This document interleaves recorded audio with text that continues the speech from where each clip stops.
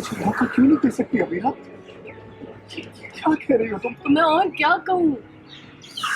एक बार पहले भी तो मौका दिया है और तुमने वादा किया था ना मुझसे, मुझसे कभी कुछ नहीं छुपाओगे, तुम मुझे हर्ट नहीं करोगे।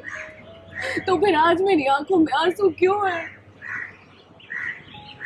इस पिछली बार बात तुम्हारी और रूही के पास के बारे में थी, लेकिन इस बार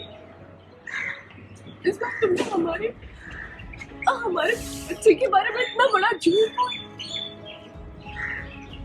मैं कैसे मान लूं तुम आगे चल के भी झूठ नहीं कहोगे?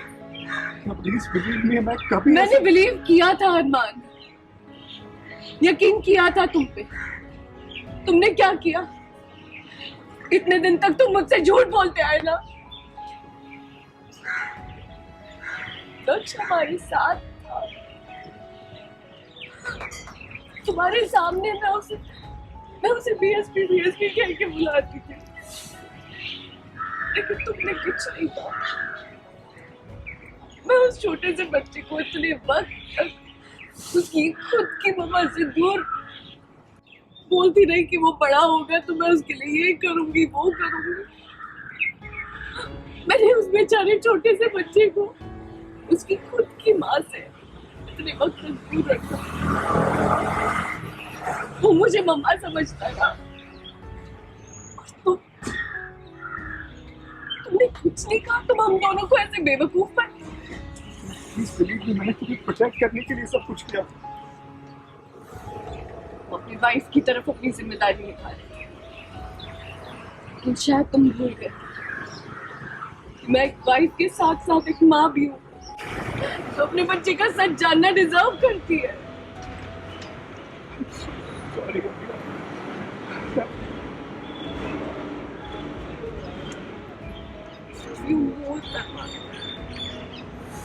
लेकिन मैं तुम पर भरोसा नहीं कर सकती। मैं तुम्हारे साथ तुम्हारे घर में रहना चाहती थी, लेकिन अब बस मैं इस डर में रहूंगी कि पता नहीं कब तुम मुझसे कौन सा झूठ बोल दो, कब धोखा दे दो।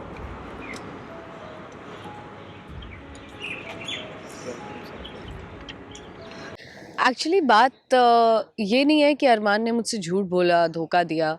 आई थिंक प्यार मोहब्बत में ऐसा होता है कि शायद उसने तो बेहतरी के लिए ही सोच के किया था कि वाइफ है, उसको मैं इस दुख से बचाऊं कि उसका बच्चा गुजर गया है, मैं इस दुख को पूरा पी जाऊं। और क्योंकि जब रियलिटी बाहर आई तो मुझे लगा मुझसे किसी ने वो दुख, वो सदमा महसूस करने का हक भी छीन लिया। जिस बच्चे को मैंने 7 महीने अपने पास रखा है, जिसको मैंने इतना अच्छे से मतलब संभाला है, मैं उसके साथ रही हूँ। एक माँ हमेशा बच्चे के साथ रहती है पूरे टाइम, मैं उसके साथ रही हूँ और वो गुजर गया और तुमने मुझे बताया नहीं। कम से कम उसके शव को तो गले लगा कर रो सकते थे, महसूस कर सकती थी उसको, उसको देख लेती एक बार कैसा था, थी, जो भी था। वो हक छीनना, वो एक ऐसी चीज़ है जो भूल नहीं पा रही अभी ना।